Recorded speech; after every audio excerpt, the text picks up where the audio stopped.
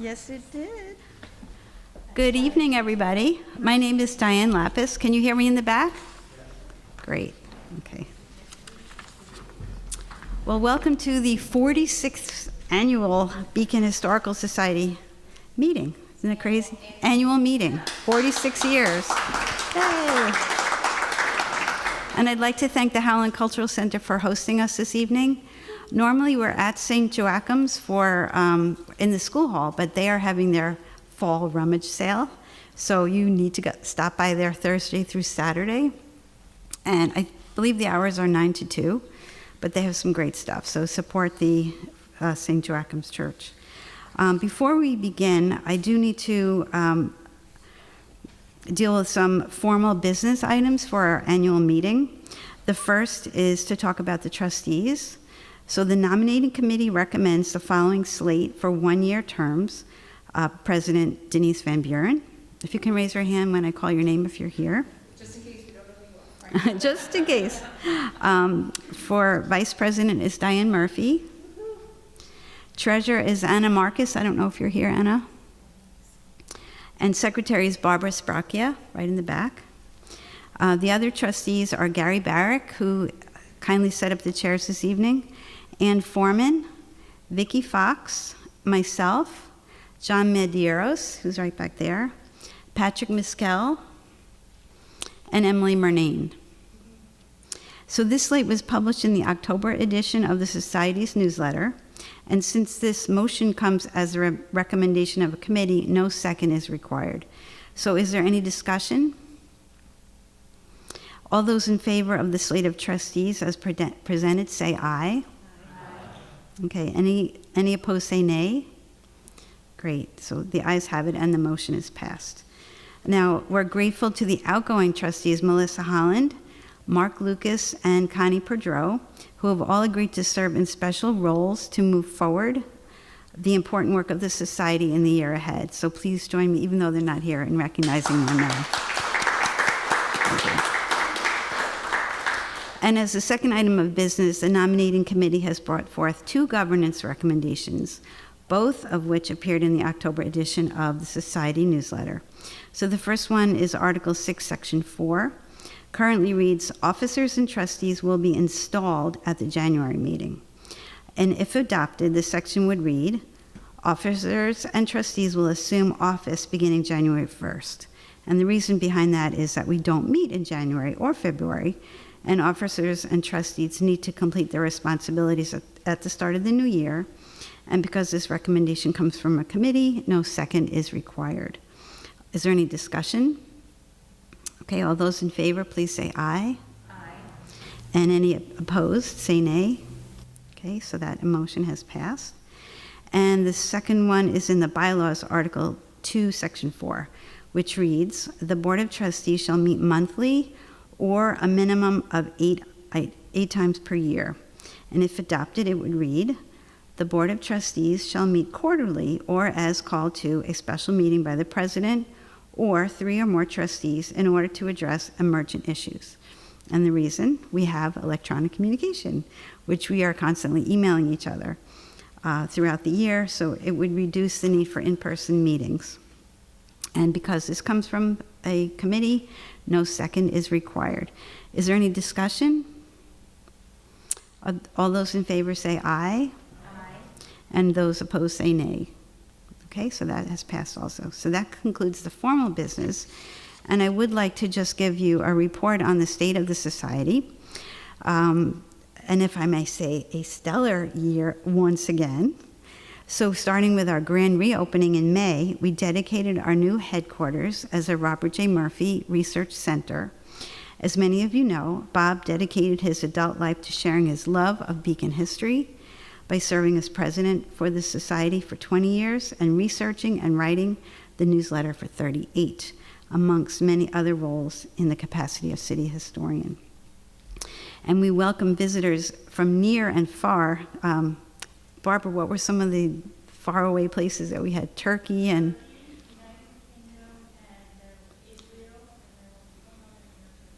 Yeah, so we had some European countries this year. coming to see our exhibitions at our new headquarters, including the treasures from the archives, the story of the Jewish experience in collaboration with the Beacon Hebrew Alliance, and the 150th anniversary of the Howland Library. We also became stewards of the Mount Beacon Incline Railway Society, and with that, dedicated a permanent gallery to share the history of the mountain and the incline. Our current exhibition on that topic will be open for 1 more week, so if you haven't seen it, please stop by and visit us. Our next exhibition will open in mid-November, featuring the artistry of our neighbor Shirley Botsford, whose needle arts were inspired by her 1889 Queen Anne home on High Street.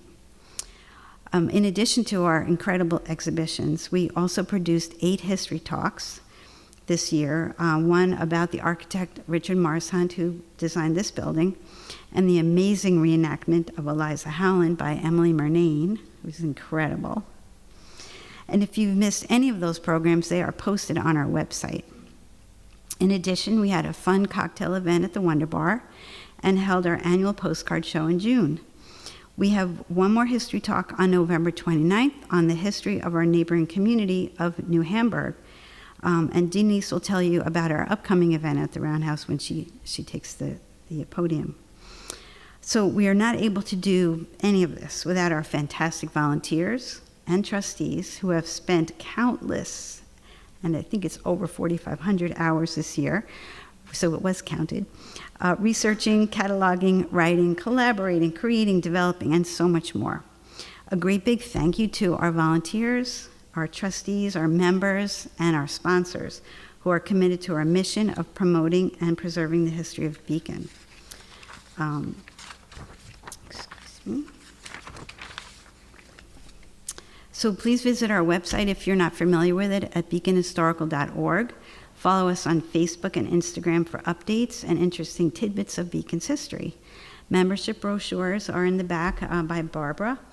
And at the that you can look at the conclusion of the evening, Denise will be signing Bob's Memory Keeper book. Those, as you know, are great gifts for yourself or for your history-loving folk.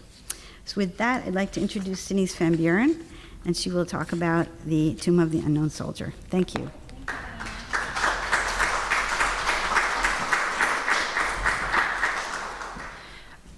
Mrs. Lapis is very modest, isn't she? I would be remiss if I did not recognize her for her superb terms in office, 3, is that right? 3 terms. She moved us into our fabulous new headquarters, which we all hope is our forever home. I don't think there's a move left in any of us ever again, at least in our lifetimes. She got us through COVID. She staged all of those history talks during the pandemic and had to reinvent how the Historical Society went about doing its business, yet our membership has grown and we've continued to add to our collections and to spread the word about Beacon's past at a time when there's obviously a lot of interest in Beacon's future.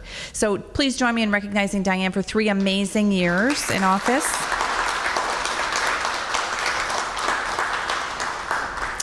And thank you so much for coming tonight and for allowing me to share just a few highlights with you of what was the most amazing journey of my entire adult life. I'm going to be talking to you about the centennial of the Tomb of the Unknown Soldier. Now, the Tomb of the Unknown was born out of what were frankly the horrors of World War I, sometimes referred to as the Forgotten War. Many people know a lot about the Civil War, and World War II loomed large in our lives for those of us who grew up with parents who had been in World War II. But World War I sometimes was something that really didn't receive as much attention. Yet 9.7 million military members died during the conflict, and an astounding 10 million civilians were killed. As a result of the magnitude of death, it was simply impossible to identify and properly bury all of those people who were dying as a result of this conflict in Europe. And the Tomb of the Unknown Soldier grows out of that fact. After the war, we weren't the first ones to identify the need to have an unknown soldier's remains selected and honored. There were 2 other countries that had already done that. Does anybody know what they were? It's a quiz, people. France, very good. Now here's the real trick question. Where is France's Tomb of the Unknown Soldier? Excellent, in the bottom of the Arc de Triomphe. So I have a challenge coin for you for guessing that right answer for that. It's an amazing centennial of the tomb challenge coin.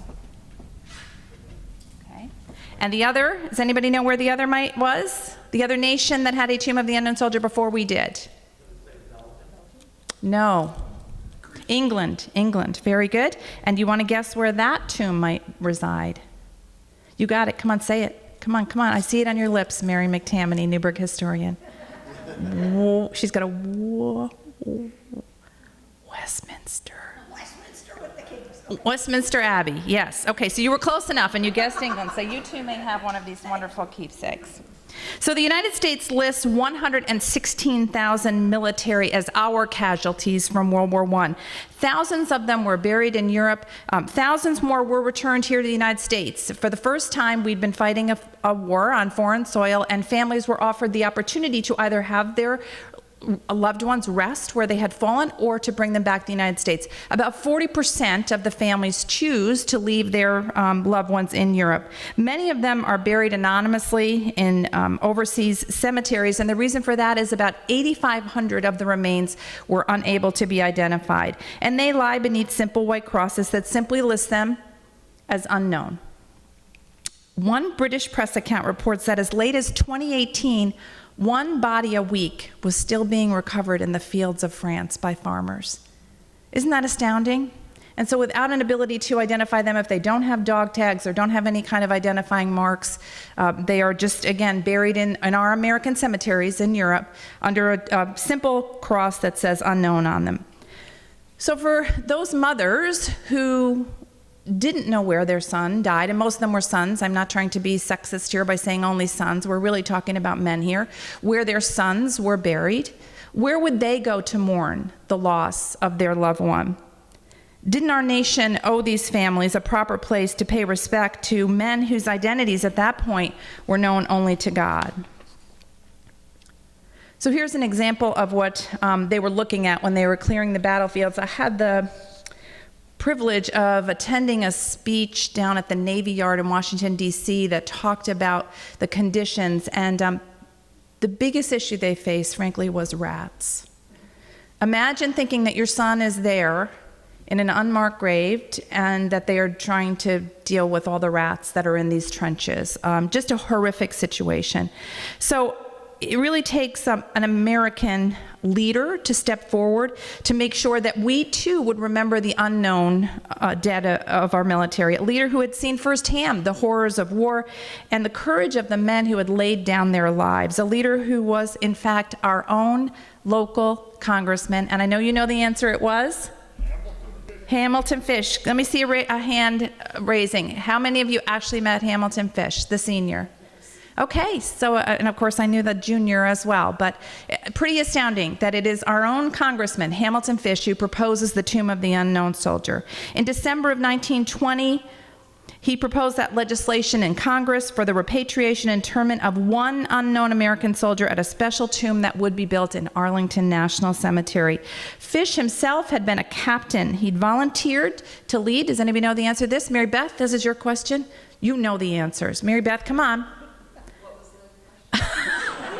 He was in the reserves, he's a captain, and he was an amazing person if you don't know much about him. He was a Walter Camp All-American football player. He was quite an isolationist during the wars. He was the great enemy of FDR, but he was a soldier who volunteered to lead the Harlem Hellfighters. He chose, at a time when it was not the most popular thing to do, to lead black soldiers into battle.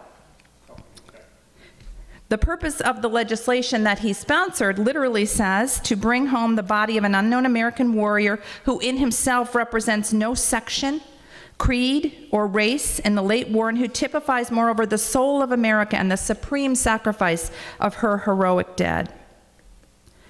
On March the 3rd, 1921, Congress approved the burial of that unidentified American serviceman to be constructed on Arlington's Memorial Amphitheater Plaza.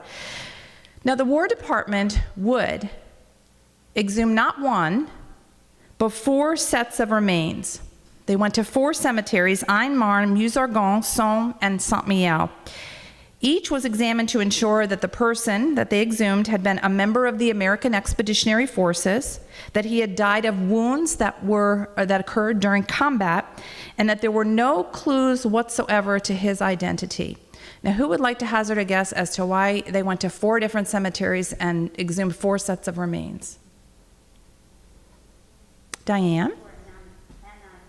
Anonymity, yes. And so as you'll see on the trip, they bring these 4 in 1921, and they have this elaborate process of switching the coffins and changing them in all the locations, because they don't want anyone to know this is the set of remains that came from Ain Marne, because if all those other soldiers are identified, someone will know that that is John Smith from Peoria, and that he will not be unknown. It was so important to Hamilton Fish and the other people behind this movement that every American mother, Jew, Gentile, black, white, every American mother could believe that that was her son in the Tomb of the Unknown. So there's this very elaborate process to bring 4 sets of remains on this journey.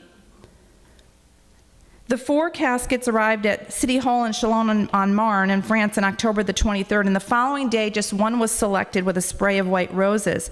Then the unknown soldier departs from Le Havre, France, and comes to the Washington Navy Yard. On Veterans Day, his casket would lay in state on the U.S. Capitol Rotunda, and then some 90,000 mourners would come, which is what this photograph is.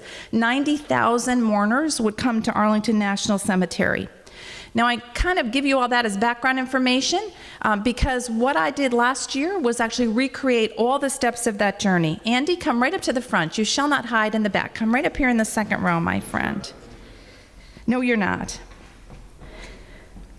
So, how on earth did I take this journey, and how did it all come apart? Well, I did so in my role as the elected 45th President General of the National Society of the Daughters of the American Revolution.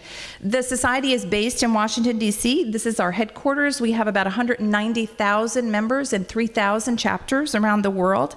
I joined here locally in Melzinga chapter in 1988. We are, most people are surprised to know, a women's service organization. During my 3 years in office, despite the pandemic, we gave 15 million hours of community service, including sewing more than 1 million pieces of personal protective equipment that were given to fire departments and schools. And we set up this elaborate system where if you needed masks for your group, you could go online, request them, and we would hook you up with volunteers, DAR members who would sew these masks. We ended up, for example, being the only provider of masks to the entire Navajo Nation. So people are surprised to know that we are a service organization first and foremost. The bottom right corner shows you our 4,000-seat auditorium, which is Constitution Hall, and my project during my term in office was a complete restoration of that to its 1929 appearance. It cost $15 million. So some of you remember me as that woman you love to hate at Central Hudson when your lights are out. Admit it, you can raise your hands, right? You hated me when your lights were out, right? Or when your bill came. But I retired from that fabulous job with all those wonderful people when I was elected to be the national leader of the National Society down in Washington, D.C. My term lasted from 2019 until July of 2022. I was tasked with managing the entire National Society. We have about 150 on-site employees, but again, all those 3,000 chapters and all the work of the National Society. I was given the task, as all my predecessors has been, to visit every state. So I had to retire from Central Hudson. I had 3 years and I had to visit 50 states. Well, what happened? Well, the pandemic. And so instead of doing it in 3 years, I got to do it, the supreme joy of doing it in 18 months. I ultimately ended up traveling 167,000 miles to 56 states or countries, including foreign visits. And I just wanted to give you some example of those because I couldn't pick out every state and tell you what I did in every state. But in the upper left, I'm there in Madrid with officials there dedicating a plaque at the Casa de Americas to the patriots of the American Revolution. In the center, I'm actually in a little place called Karsig, Hungary, placing a plaque on a school that bears the name of Michael Kovács, who was the father of the American cavalry. On the right-hand side, I'm with the mayor of a city called Malaga on the Mediterranean Sea, where a church congregation gave the money it had saved for its steeple to support the American Revolution. On the bottom right, I'm with the mayor and the legislative head for the government in Spain at the birthplace of Bernardo de Galvez, a Spanish patriot of the American Revolution. And then in the center down the bottom, I'm actually in Amsterdam putting a permanent plaque to honor John Adams and the Dutch support for the American Revolution. They had loaned us money. So I share this just to say that it's not uncommon for the President General of the DAR to travel overseas. It's kind of part of the responsibilities. But this trip I went on to France was not an official DAR visit. I was invited to participate in a once-in-a-million-lifetime trip by these two men. So they were officers at the time of the Society of the Honor Guard of the Tomb of the Unknown Soldier. That society is composed of all former tomb guards, and they carry forward for the rest of their lives a reverence not only for the tomb itself, but for what it represents in terms of our unknown soldiers. Shortly after I took off, it's 2019, 2 years before the tomb centennial in 2021, these gentlemen visited me at our national headquarters, those are my executive officers who are with me, and asked would DAR partner with them to commemorate the upcoming Tomb of the Unknown Soldier. Well, of course we did. For example, we led the way creating hundreds of never forget tribute gardens that are meant, that's the picture on the far left, to honor the lives of all of America's fighting men and women. And although that photo on the left is an example from Mobile, Alabama, I'm happy to say, thanks to our wonderful chapter regent, Joan Mescal, we do have a never forget garden here in Beacon at the Madam Brett Homestead. We also supported for the Tomb Guard Society a nationwide essay contest in which 23,000 students participated in grades 4 to 8, talking about the Tomb of the Unknown Soldier and researching it and finding out what it was like to have, the topic of the essay was, imagine your brother has not returned from World War I and you're attending the dedication ceremony of the unknown. It was incredibly moving topic. The students responded, teachers really loved it. In the center you'll see the winners on New York State this year, and our Pam Barrett, Gary's wife, is serving as our New York State regent. She's on the far right, and Melzinga cleaned up this year. We had 3 of the 4 statewide winners, but the essay contest was a big part of what we did for the Tomb Guards that they could not do for themselves. Those 3,000 chapters sponsored this wherever they were located. And then finally, all across America, DAR chapters sponsored presentations by former tomb guards. This gentleman on the right, Craig, is here giving a presentation at the chapter in Coeur d'Alene, Idaho, earlier this year, and Craig actually went with us on the trip. So although this was perhaps DAR's most involvement with the Tomb Guards and Arlington in our more than 130-year history, it was far from our first. Every year since the tomb was dedicated in 1921, we have annually placed at least one wreath here on the tomb to honor those who rest known only to God. And so here are 2 of my predecessors. I like to think I'm a little more hip and young attractive than the 2 of them. What do you think? They are lovely. So, of course, COVID changed all that, too. Did you know that even the Tomb of the Unknown Soldier was closed to the public during the pandemic? You could not get into it. They closed it. Not 1, not 2, but 3 DAR visits were scheduled to place our 100th annual wreath in 2020 on the Tomb of the Unknown Soldier. And each time we would schedule it with Arlington, and each time they would contact our chaplain and say, sorry, we're still not open to the public. So it got to be November, and we had no wreath, and it was the 100th anniversary. We were the only organization that had this record going, and of course I had to call up the Tomb Guards, and they told me I was like a brigadier general the way I was treating them. But somehow I finagled my way into Arlington National Cemetery. So what you see on the left is the only wreath placed by an organization in 2020. There was only one other wreath placed there that year by the daughter of a tomb guard who had passed away during 2020. Here I am at the Air Force Memorial with that same wreath before we headed over there. 11 o'clock at night, they played taps on the steps. The tomb guards and I were the only people in the cemetery. I walked down those steps. That's Washington, D.C. that you see in the distance beyond. Complete, still, only moonlight illuminating all of the headstones at Arlington National Cemetery. It was an amazing experience and something that I will never, ever forget. So I share all that to say that our organization and me personally, we have these connections to the Tomb of the Unknown. Following that 2020 opportunity to place that wreath, I did return to Arlington to place additional wreaths in both 21 and 22. Now, if you have never witnessed the changing of the guard ceremony or even the honor guard on display on the plaza, I do encourage you to do so. How many of you have gone there and seen this ceremony? Very good. Okay, for the rest of you, get that bucket list out and add it, okay? Because it is an amazing, amazing experience. And these Americans, young Americans who guard that tomb, are absolutely awe-inspiring in terms of their discipline and their devotion.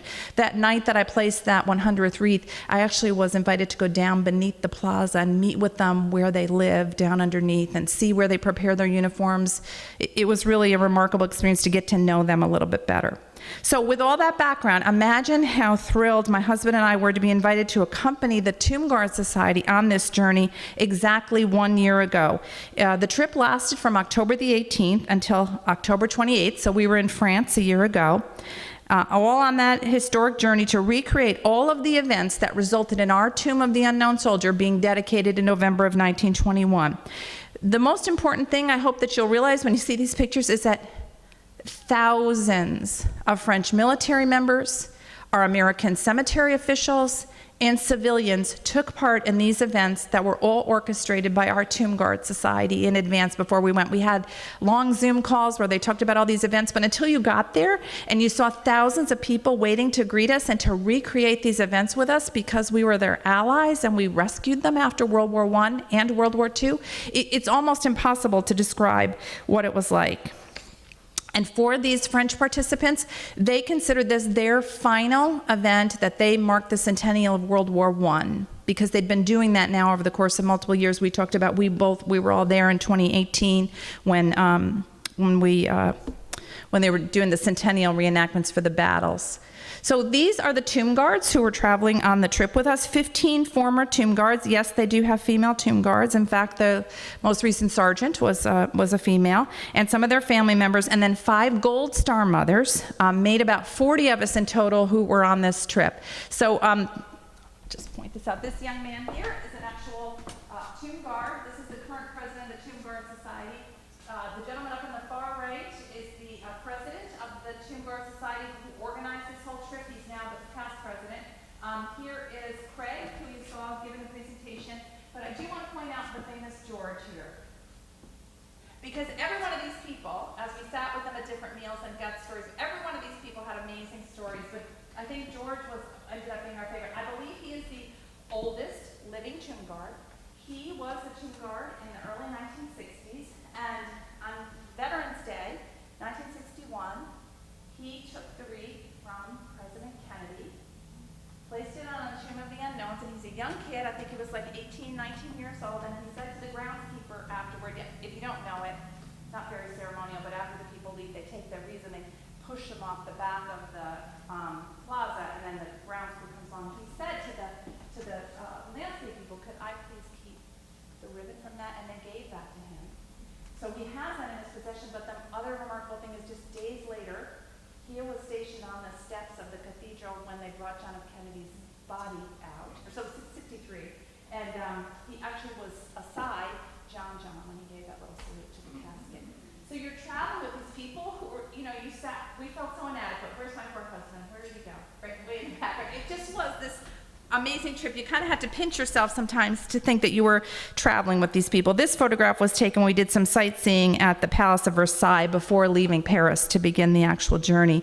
The tour itself started off with a ceremony at the American Cathedral in Paris, someplace I also recommend that you stop and see. And following a church service there that launched our trip, the assembly moved out to the Dean's Garden in the Memorial Cloister for a ceremonial planting of a never forget white rose, which I'll talk about later. And I'm really pleased that those 2 women who are up at the top who planted that white rose are members of our Rochambeau DAR chapter in France. They are the descendants of all of like Lafayette's men and Rochambeau's men that came to our aid in the American Revolution. So that was very special for me. Then we were off to visit Saint-Mihiel, the first of the 4 cemeteries where those unknown remains were disinterred in 1921. I was honored to stand alongside French military and elected officials, the president of the Society of the Honor Guard, the president of the Gold Star Mothers, the commander of American Legion Post No. 1 in Paris, and a representative of the American Battle Monuments Commission in placing floral bouquets and arrangements in memory of these Americans. It was really a privilege to see and then to realize that we were living out the words that are inscribed on the memorial here from from General Jack Pershing, "Time will not dim the glory of their deeds." And for any of you who have traveled throughout France, in particular on World War I tours, what these men lived through and accomplished is hard for me to accept, that we have kids today who don't want to go into an office and just want to wear sweatpants and play at home video games. I've got a couple of them in my own family. So, these young men, the things that they did, just astounding. The following day, we assembled to remember the Marine heroes at Belleau Wood, men like Congressman Fish and other brave Americans who are buried at Aisne Marne. This was very special for me here in the steps of that amazing facility there. I addressed the American and French dignitaries who assembled in the ceremony for the keynote address that received widespread media coverage, including NBC News here in the States. The Lester Holt was the anchor. They were there. It was an amazing experience, and I was the keynote speaker. And on the right here is Gavin, who was the president of the Tomb Guard Society and organized this whole trip. Gavin lives in Oregon, and he's a state trooper after he got out of the military. That afternoon brought us to the Somme American Cemetery. That contains the remains of 1,844 Americans. Now, the chapel here, which you see, was dedicated in 1937 on Memorial Day by my predecessor in office, a woman, President General Florence Becker. She was the 16th President General. I was the 45th President General. She had spent that summer going all across Europe and dedicating things the way you saw pictures of me doing various things. But my favorite part about it is that she dedicated a marker in 1938, keep that year in mind, 1938, in Germany, honoring General von Steuben's contributions to the Revolutionary War. But she did so, 1938, with officials from the Third Reich. So, very interesting, the way times change, right? But so 1938, they had not invaded Poland yet. So, what an amazing experience. When I got off the bus that day, the cemetery officials were waiting for me. They couldn't believe that I had come because, she had dedicated this chapel here. They were so excited that I was the seated President General. Inside this chapel is a listing of all the missing from this particular battle, and it includes a man named George Siebold. Now, his mother, Grace, founded the Gold Star Mothers in Washington, D.C., and she too was a member of the DAR. We were traveling with 5 Gold Star Mothers throughout this entire trip. Gold Star Mothers of America. The Tomb Guard Society in this photo was presenting the president, Joe Maitland, with a Gold Star Mothers medallion. It had originally been given to an unknown mother, we don't know whose it was, sometime between 1930 and 1933 when she traveled to France to visit the cemetery where her son was believed to be buried, and they had purchased that for her and gave it to her as a special personal presentation. You can see the emotion on their faces.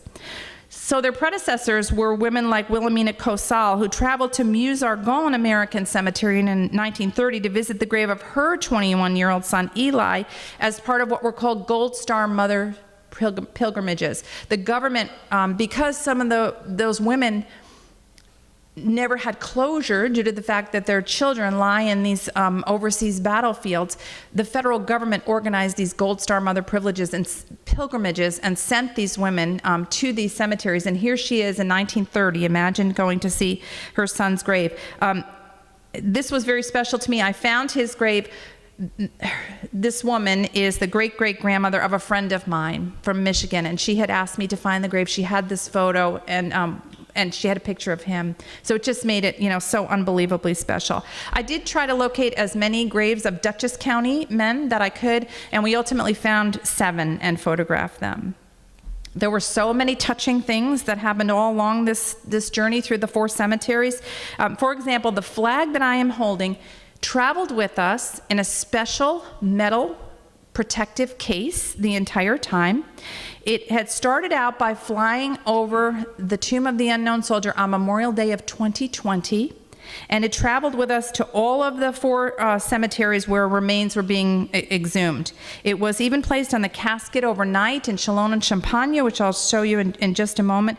Each day, one tomb guard was assigned the responsibility to carry the protective case, to guard it, and then also to ensure that it was raised and lowered with proper flag code respect at each of the sites that we went to. So this is a very special flag. We brought it back with us. It flew over the Navy Yard. last November, and then it also flew again over the tomb in at Arlington on Veterans Day. So by the time we made it to the fourth cemetery, Meuse-Argonne, this is the location where I mentioned that there are 4 remains. Only 3 of them, only one of them is going to come on to the United States, so 3 of them have to be reburied. And so those 3 remains are brought here to Meuse-Argonne, and this is the ceremony that we had at this location of where these 3 men's remains had been left forever. They were not selected to go to Arlington, but they were returned here to Meuse-Argonne to lay side by side for eternity. Meuse-Argonne is the largest of the European American military cemeteries. It has about 14,000 burials in it. About 500 of them are unknown soldiers, just to give you an order of magnitude. Cemetery officials place both American and French flags upon each of the graves there, 14,000 graves, in anticipation of our arrival, to symbolize our solidarity with the French, who, of course, were our very first allies in the American Revolution. So I have a beautiful helper here. She's half asleep on the switch.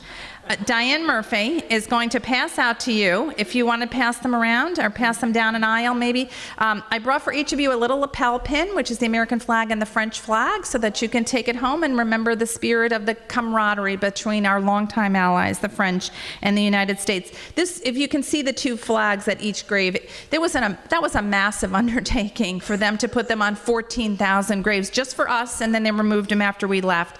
I don't get into it here, but the American Cemetery Association was amazing to us. They closed Normandy and opened it just for us. We had Normandy all to ourselves one morning. I mean, these things that happened on this trip, my children will never believe me when I tell them in my old age. So I'm going to call all you up and say, you have to tell them you saw the pictures, right?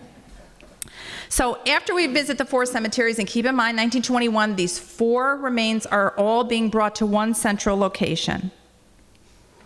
It is now called Chalon-en-Champagne, the Champagne River. It was previously, it had another name, Chalon on something else. And that is the town hall on the upper left, and that is where in 1921 the remains were interred. All 4 caskets were interred there.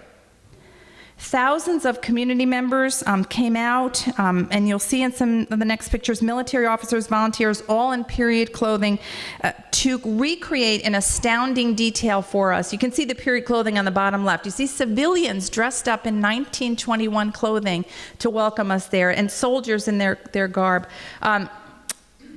You'll notice the white flowers that are there. There was a florist shop around the corner in 1921 that had white flowers, and that is what they placed on the tomb, and that's what Sergeant Younger, who selected the man who's chosen to go into the room and choose which of the caskets will come back to Arlington, he places a white rose on the casket. So everywhere we went, there were these white roses, but that floral shop, still in business. And 100 years later provided all of the white rose floral tributes for it. So this was the evening that we arrived, and they were waiting for us, thousands of people. And you think, oh, it just can't get any more moving than this. And then the next morning happened. This is when a replica casket was brought, and they had it in the town hall overnight. But they had, I have a little audio cue here that's going to work with this if everything goes according to plan. They had left the casket overnight in the town hall, as had been done in 1921. And then, as we stood there, we were directed to stand behind the tomb guards, and we were in an assembly around this great ancient square. They put on military displays. They had some remarks, most of them in French that we couldn't understand. But then suddenly, you heard in the distance, and this was early in the morning, there was a mist rising up from those ancient bricks in that courtyard. There was a mist. You heard the sound of, and it was the sound of a horse, a Clydesdale horse, coming around the corner, an ancient wooden caisson, and a woman dressed in 1921 farm garb. It was just amazing, the detail that they went to. So as they take the tomb out of the casket out of the town hall, they lower it onto this antique caisson. You can see it there. exact replica of the caisson that was there. The military band that is there begins to play.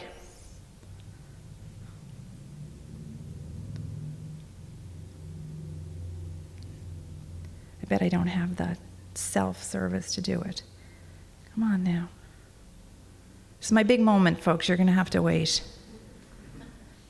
Because it's impossible to tell you the...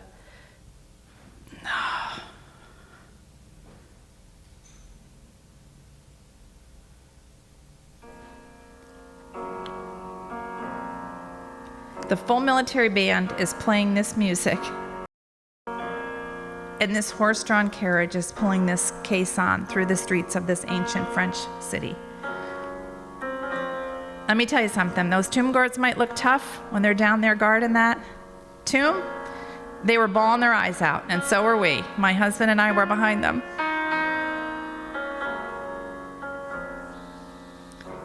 It was just the most moving experience. I mean, I can't do justice to what it felt like to be there.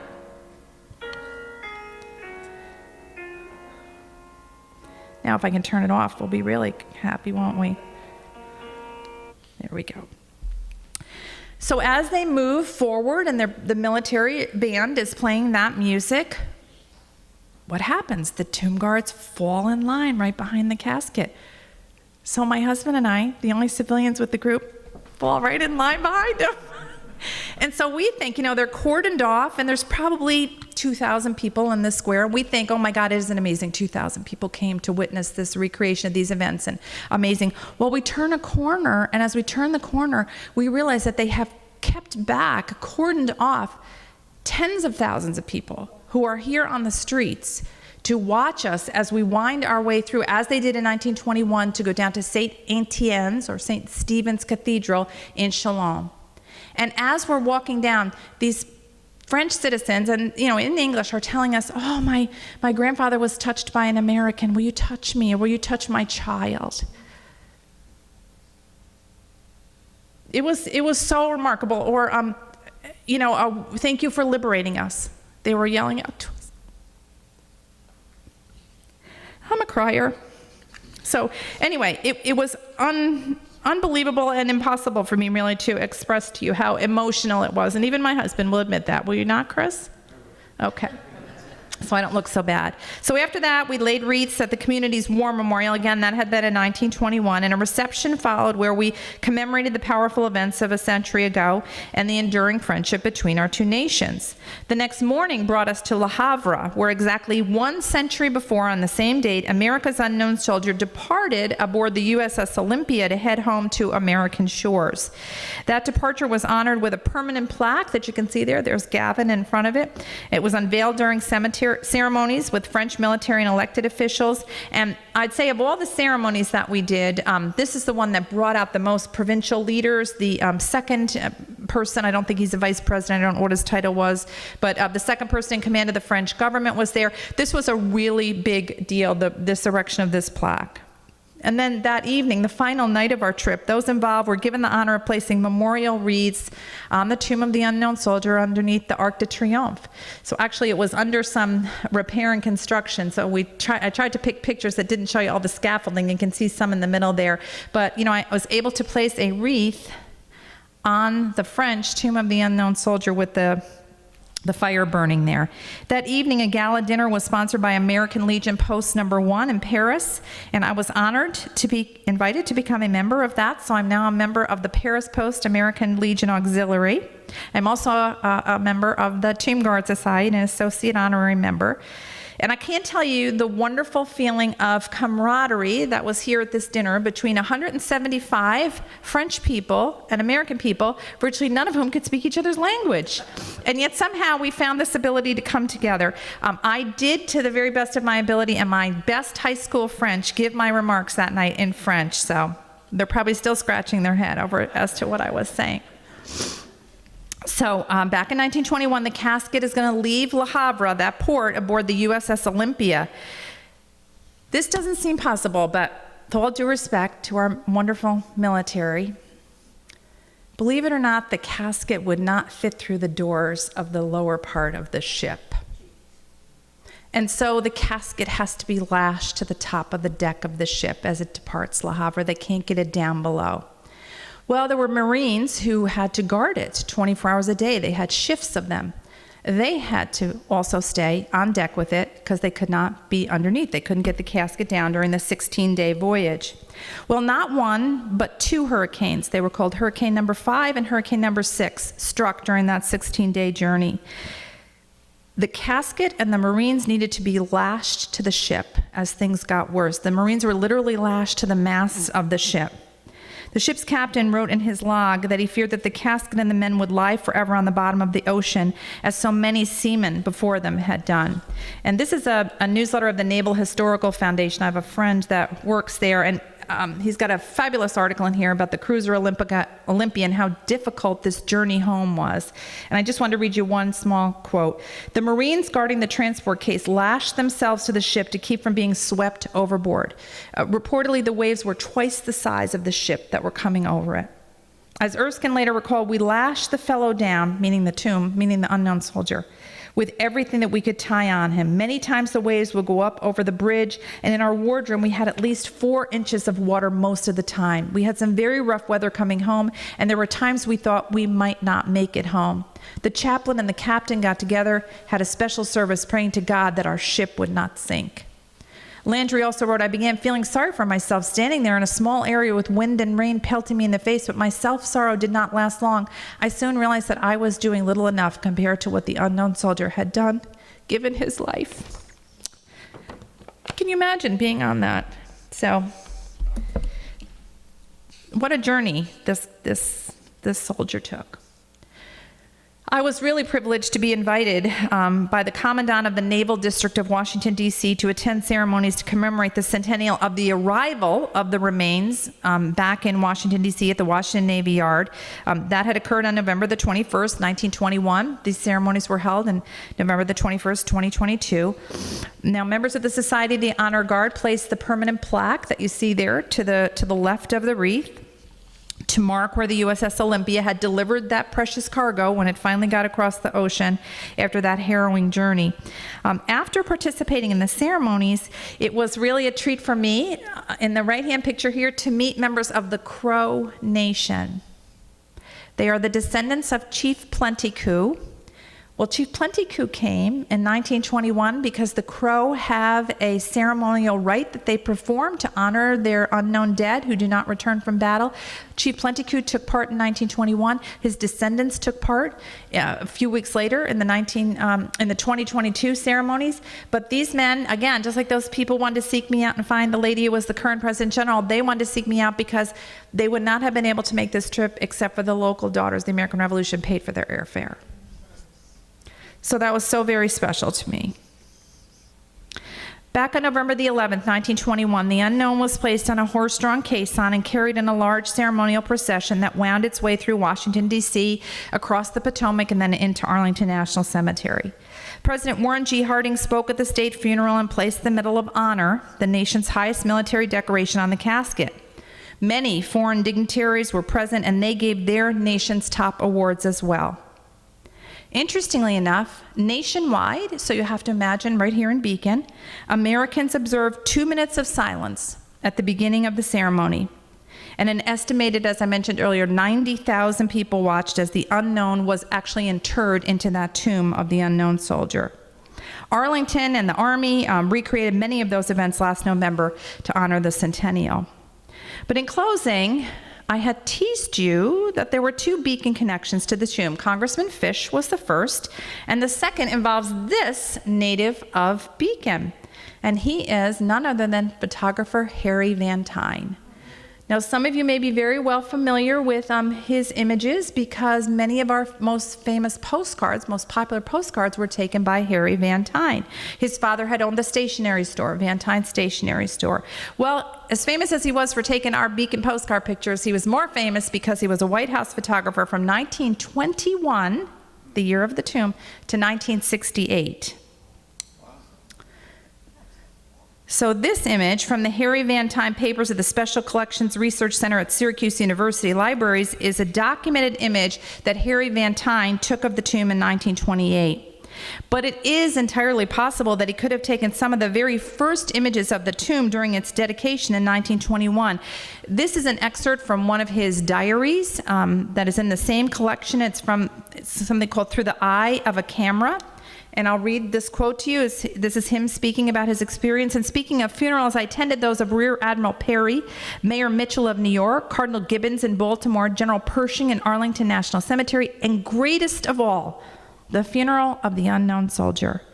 You all remember this story, and my camera and I covered it from every angle. From the time the body arrived at the Washington Navy Yard, to the rotunda of the U.S. Capitol where the president placed a wreath on the coffin, till taps sounded over the grave in Arlington, this was the most impressive event my camera and I ever witnessed. Beneath the red arrow is Harry in May of 1918. He's obviously third on the left. And Diane Lapis is our resident expert on Harry Van Tyne and his amazing life. So I'm sure if you have any questions, she'll be more than happy to try and answer those for you. But I want you to imagine that some of the images that you see, if you were to research this topic, may very well have been taken by our own Harry Van Tyne. So here are some examples of that 1921 dedication ceremony. Who is that participating in the upper left? Who do you recognize? Chief Plentycoo. Do you see him there? And the upper right is the great amphitheater at Arlington, and that's where the president is dedicating the ceremony. And this bottom right photograph is of Gold Star mothers who attended the ceremonies at Arlington on November the 11th. So we don't know if Harry took these photographs or not. It is entirely possible, however, that some of them may be his. Certainly, if they are not his photographs, he was an eyewitness to these astounding events in American history during his half-century career with the Washington Press Corps. So I'm going to close with a tribute to Harry Van Tyne and his fellow journalists with an AP reporter's account of the dedication of the tomb in November 1921. This was someone writing for French publications, an AP reporter, and he said, "Under the wide and starry skies of his own homeland, America's unknown dead from France sleeps tonight, a soldier home from the wars. Alone he lies in a narrow cell of stone that guards his body, but his soul has entered the spirit that is America." So thank you for letting me recreate this journey. Do you agree with me now that it was like the most amazing thing, like a million lifetimes? Thank you. I have just a couple more things I wanted to say that, I just want to give you a certificate. oh, aren't you so sweet? Where's my husband who's supposed to be my official photographer, sleeping on the job again? Listening to Oh. this remarkable program. Very sweet. Amazing. Really? Yeah. Here comes Chris. Oh. No day or event is complete till the photo op is done. Right. Exactly. And I was teasing him before. He took my pictures. Most of the pictures you saw here, Chris took. Thank you, Diane, so much. But the other thing he had to do, don't go too far, Diane, come back here, is that he, also, every one of those muddy cemeteries that I was in, and it was freezing cold, by the way, that's why I had the same blue sweater on every day, because I was so cold. As we would leave the cemetery before I get back on the bus, all the tomb guards were so neat about their shoes, right? So Chris would clean the mud off my shoes. So give him a round of applause for that. So, and this is just a little gift for you from my trip from France. Oh my goodness. Yes. This is huge. Merci beaucoup. Just a little something to say thank you for loving Beacon's history. You're very welcome. So I wanted to recommend, I don't know if any of you know, Patrick O'Donnell, who's a friend of mine. He wrote a book about not only this journey of the unknown remains coming home, but also the men who brought it home, and I highly recommend it. He's an excellent researcher and writer, and you can get this on Amazon or just about anywhere. I also am an avid reader, and people know that in DAR, and so they have a tendency to give me books, lots of books. I have a house of books right now, and so I brought some of my titles with me here, and if anyone is really interested in them and you would like them, and you have perhaps an ancestor who was there or a family member who was there and you'd like to take one of those books, I think I brought 4 titles here that are World War I related. You're welcome to them.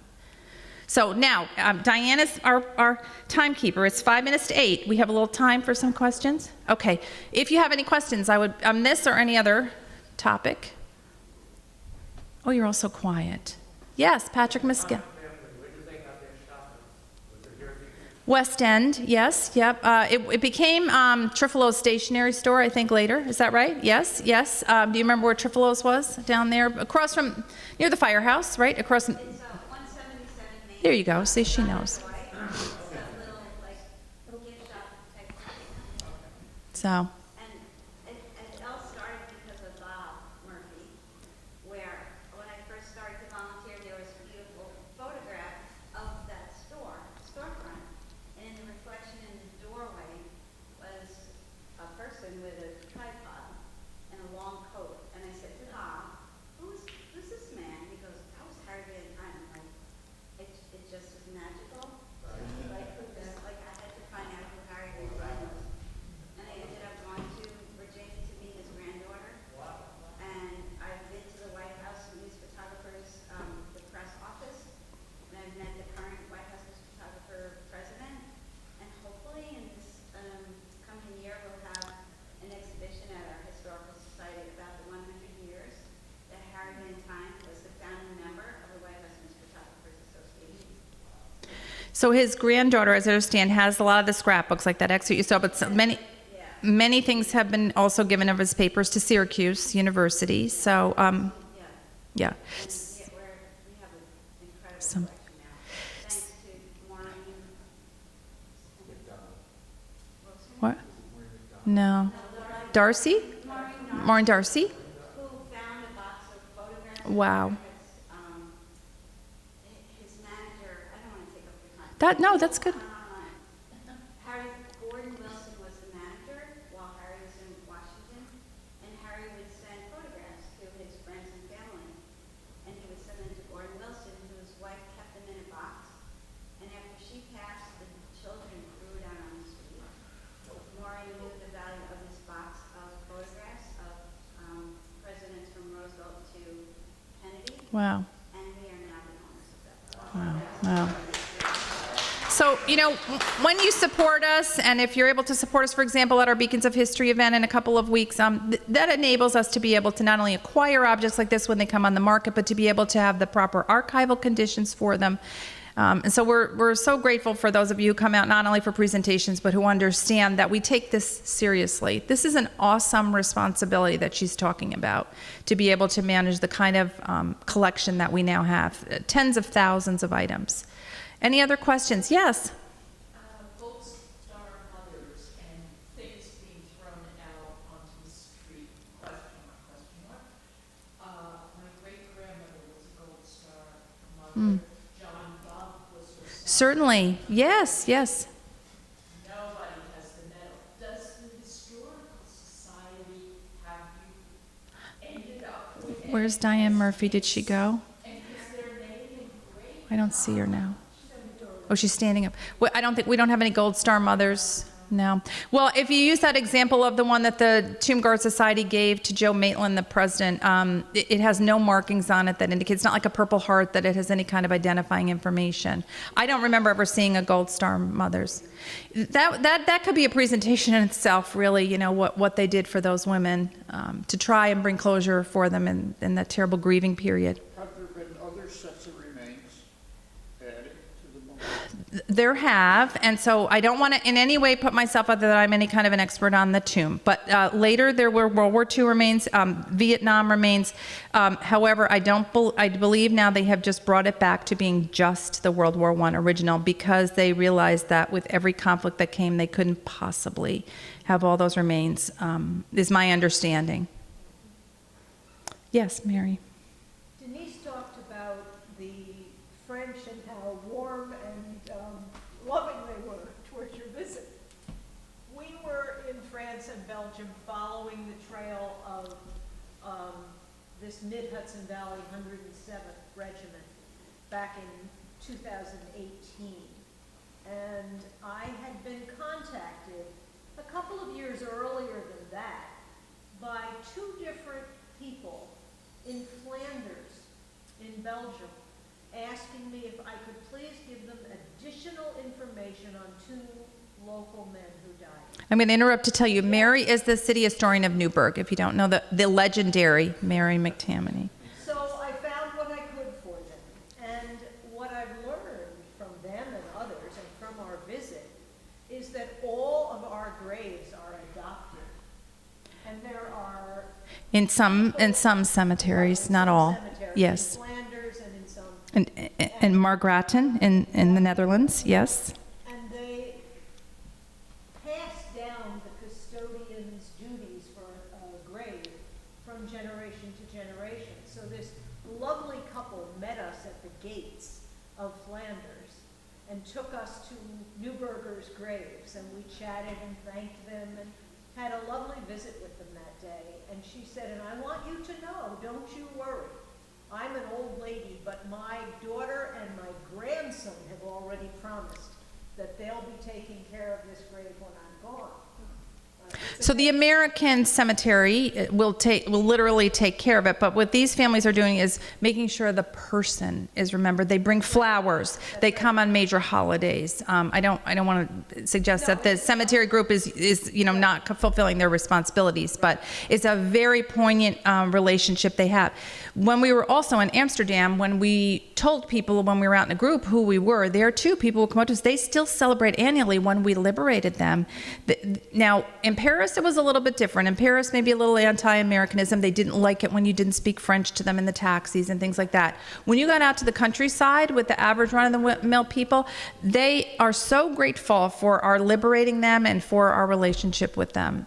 It was so unbelievably touching. These people treated us like, every one of us, like I was Queen Elizabeth. You know what I mean? It was really quite remarkable. Huh. Yes. I was just wondering, who did Harry Montaigne work for during his international news? It's a pretty remarkable connection, between our congressman proposing the tomb and our native son being perhaps one of the primary photographers of it. We have two great connections to the Tomb of the Unknown. I don't know where Harry is buried. Is he? He is in Arlington. Okay, and Congressman Fish is right down in Garrison, far from here. And his daughter is in Hyde Park. She came to, his granddaughter, she came to the ceremonies at the Washington Navy Yard. So for the tomb guards, Hamilton Fish walks on water. He's a big deal for them, and it feels funny to say to him, oh, I knew him, right?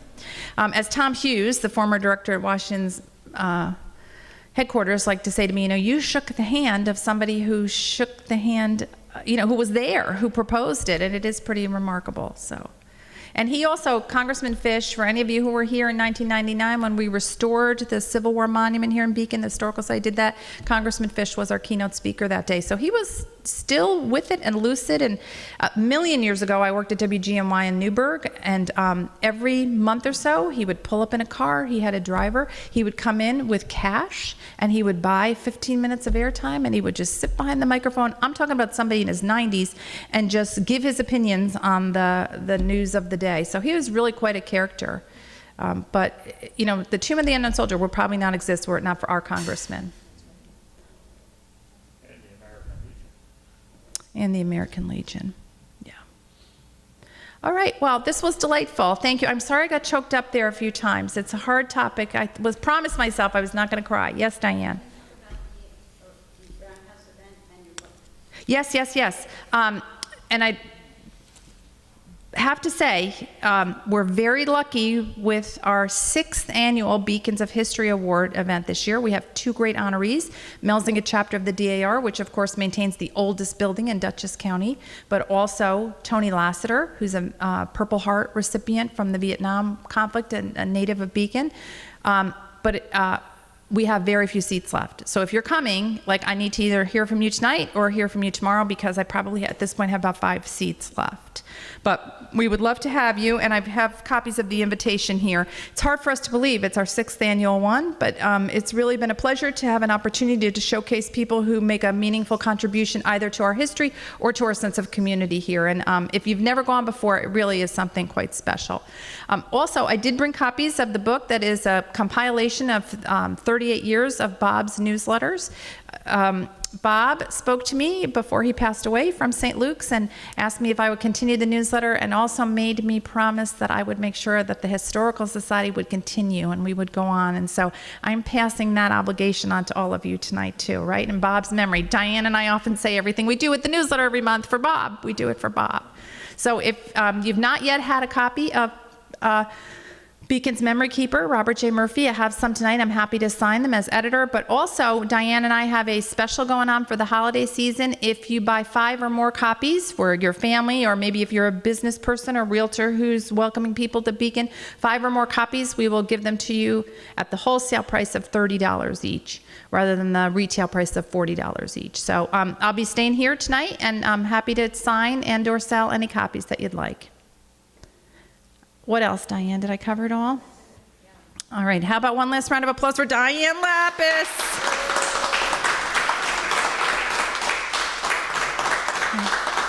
Is anyone else a reader? Does anyone like this book? I have 2 copies of it at home.